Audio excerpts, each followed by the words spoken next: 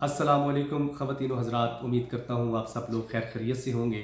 सबसे पहले आज का हमारा खूबसूरत नातिया शेर और फिर उसके बाद उसके माना और मफ़हूम, उसकी तशरीह और उसके अंदर जो मैसेज जो पैगाम है वो आप तक पहुँचाने की कोशिश करेंगे। आइए समात कीजिए पीर सैयद नसीरुद्दीन नसीर गोल्डवी रहमतुल्लाह अलैह का मशहूर ज़माना कलाम का ये एक खूबसूरत गुलदस्ता। आप फरमाते हैं, फिर उसने कोई और तसव्वुर नहीं बांधा, फिर उसने कोई और तसव्वुर नहीं बांधा, हमने जिसे तस्वीर दिखाई तेरे दर की, थी जिसके मुकद्दर में गदाई तेरे दर की। इस शेर के अंदर एक लफ्ज़ तसव्वुर इस्तेमाल हुआ है। तसव्वुर दरअसल अरबी ज़बान का लफ्ज़ है और इसके माना ख्याल के हैं, सोच के हैं या तख़य्युल भी इसका माना लिया जा सकता है, या एक ऐसी सोच जो जहन में ख्याली तौर पे हो, उसको भी आप तसव्वुर का माना और मतलब ले सकते हैं।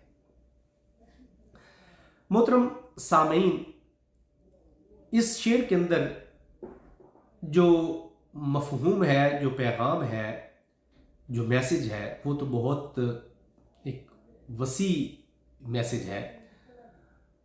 लेकिन ये जो लफ्ज़ तसव्वुर है जिसके माना ख्याल के हैं, हम थोड़ी सी गुफ्तगू इस पे करेंगे और फिर इस शेर का बाकी खुलासा पेश करने की कोशिश करेंगे।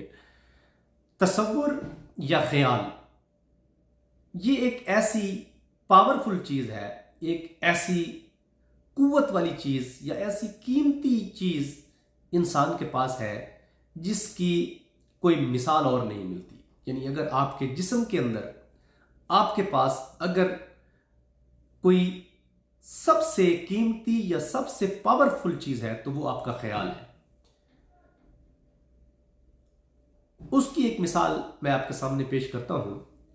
अगर आप कभी मदीना शरीफ गए हो या कभी काबतुल्लाह आप गए हो, या आप अपने घर से हजारों करोड़ों मीलों के फासले पे रहते हो और आप सेकंड के किसी हजारवें हिस्से में सिर्फ इस ख्याल के जरिए मदीना शरीफ गुंबद खजरा के सामने पहुंचना चाहें, या आप काबतुल्लाह के सामने पहुंचना चाहें, या आप अपने घर के दरवाजे के ऊपर पहुंचना चाहें, यह ख्याल आपको एक सेकंड के हजारवें हिस्से में लेके पहुंच जाता है। इसकी रफ्तार, इसकी स्पीड रोशनी से भी ज्यादा है। आप करोड़ों हजारों मीलों का जो फासला है वो सेकंड के हजारवें हिस्से में तय कर लेते हैं। तो ये ख्याल अल्लाह तबारक व तआला की तरफ से रूह के साथ मुंसलिक किया हुआ है। यानी ये जिस्मानी चीज नहीं है। अगली बात जो इसमें समझने वाली है, जो रूह है, ये ख्याल उसके साथ है। ख्याल का ताल्लुक हमारी रूहानी जिंदगी के साथ है, यानी रूह के साथ है। इसकी एक मिसाल मैं आपको और अर्ज कर देता हूं। हमारे यहां एक परिंदा कूंज है जो मुसलसल सफर में रहता है, और इस परिंदे को खुशबख्ती की अलामत भी हमारे यहां समझा जाता है। और इस परिंदे के अंदर एक बड़ी खास बात है। पूरी दुनिया में परिंदे अपना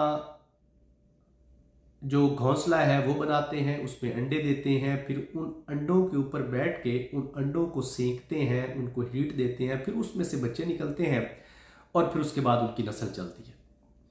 लेकिन इस परिंदे का एक मुख्तलिफ तरीकाकार है। ये अपने अंडे एक जगह पे देता है और फिर वहां से ये अपना सफर जारी करता है, और ये उन अंडों के ऊपर बैठता नहीं, यानी उनको सेंकता नहीं है, उनको हीट नहीं देता।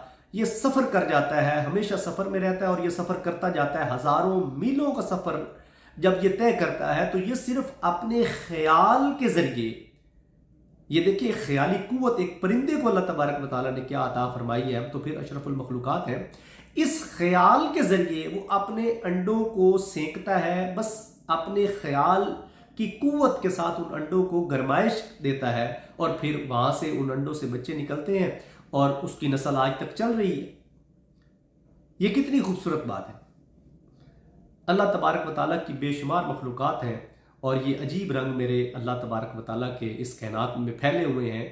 हम اشرف المخلوقات ہو کے جب تصور گنبد خضرا کر لیں، جب تصور رسول اللہ کر لیں، یعنی اگر آپ صورت مصطفیٰ کا بھی ایک تصور بنا لیں. دیکھیں حضرت موسیٰ علیہ السلام کے دور میں وہ شخص بیٹھا، اللہ تبارک و تعالیٰ کو فرما رہا تھا کہ یا اللہ تو میرے پاس ہوتا تو میں تیری کنگھی کرتا، میں تجھے سرما ڈالتا، میں تیری مالش کرتا. تو جب موسیٰ علیہ السلام نے اس کو جھڑک دیا، تو جب آپ اللہ تبارک و تعالیٰ کے پاس کوہ طور پر گفتگو کرنے کے لیے گئے تو اللہ تبارک و تعالیٰ نے فرمایا موسیٰ تو نے میرے بندے کا دل دکھایا ہے، وہ تو میرے ساتھ میں بھی گفتگو تھا، وہ تو میرے ساتھ بات کر رہا تھا.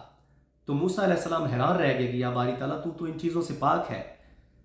لیکن دیکھیے اللہ تبارک و تعالیٰ نے حضرت موسیٰ علیہ السلام کو یہ بتایا کہ میرا بندہ جیسے مجھے سوچتا ہے میں ویسے ہی ہوں، اور سوچ کا تعلق آپ کے خیال سے ہے. آپ چہرہ مصطفیٰ کا خیال کر لیں، آپ کے پیکر بدنی کا خیال کر لیں، آپ اللہ تبارک و تعالیٰ کی ذات مقدس کا کوئی خیال اپنے ذہن میں لے آئیں اور دل و دماغ میں بٹھا لیں، تو یقین کریں کہ یہ خیال ہی ہے جو آپ کو وہاں تک لے کے جاتا ہے. یہ خیال کو ہی اللہ تبارک و تعالیٰ نے برکت عطا فرمائی ہے، اور اس خیال کو آپ اگر غلط کاموں میں لے کے جائیں گے تو یہ آپ کے لیے مسئلہ پیدا کرے گا، مسائل پیدا کرے گا، اور آپ کی سوچیں بگڑنی شروع ہو جائیں گی، اور سوچوں سے آپ کا جو ہے وہ کردار سامنے آئے گا، اور کردار سے آپ پہچانے جائیں گے کہ آپ کس سوچ کے حامل ہیں اور آپ کے دل و دماغ میں کیا چلتا ہے. یعنی اس خیال کو اگر گفتگو میں لیا جائے تو شاید کوئی 5-6 گھنٹے کی اس کے اوپر گفتگو بنتی ہے، لیکن میں کوشش کر رہا ہوں کہ جلد از جلد اس کو آپ کے سامنے بیان کر سکوں. پھر اس خیال کا آپ یہ دیکھیں کہ یہ روح کے ساتھ جڑی ہوئی چیز ہے، نہ کہ ہماری کوئی جسمانی، یعنی جیسے ہمارا دل ہے یا دماغ ہے یا زبان ہے یا ناک ہے، یہ ایسی چیز نہیں ہے، یہ روح کے ساتھ ہے. اس روح کو اللہ تبارک و تعالیٰ نے اس خیال کے ساتھ مزین فرمایا، اور یہ خیال ہی ہمارا دیکھیں ماضی بھی اسی کے ساتھ ہے. یہ حال اور خیال یہ دونوں ایک ہی جگہ پر ہوتے ہیں، یعنی حال کے ساتھ جو خیال آپ کا گزر رہا ہے، یعنی جس حال کے اندر سے آپ کا خیال گزر رہا ہے، بس وہ حال ہی آپ کا ماضی بن رہا ہے، اور وہ حال ہی آپ کا مستقبل خرچ کر رہا ہے، اور یہ خیال ہی اس کو خرچ کر رہا ہے. اس خیال نے آپ کے تینوں زمانے خرچ کیے ہیں، یعنی حال، مستقبل اور ماضی. لہٰذا اپنے خیال کو آپ جتنا پاک رکھیں گے، جتنا اس کو اپنے اللہ اور اس کے رسول کی یاد کے ساتھ مزین رکھیں گے، جتنا آپ کا تصور گنبد خضرا کے ساتھ جڑا ہوگا، جتنا آپ کا تصور اللہ اور اس کے رسول کے ساتھ جڑا ہوگا، اتنا ہی آپ کا ماضی خوبصورت ہوگا، اتنا ہی آپ کا حال بہتر ہوگا، اور اتنا ہی آپ کا مستقبل بہتر جگہ پہ خرچ ہوگا. یہ جو صاحب حال لوگ ہوتے ہیں، دراصل ان کا خیال جو ہے وہ مسلسل رسول اللہ کی بارگاہ میں رہتا ہے، جس کی وجہ سے ان کو صاحب حال کہا جاتا ہے. یعنی وہ اس حال کو اس حال میں گزار رہے ہوتے ہیں جس میں خیال مصطفیٰ اور خیال خدا ہوتا ہے.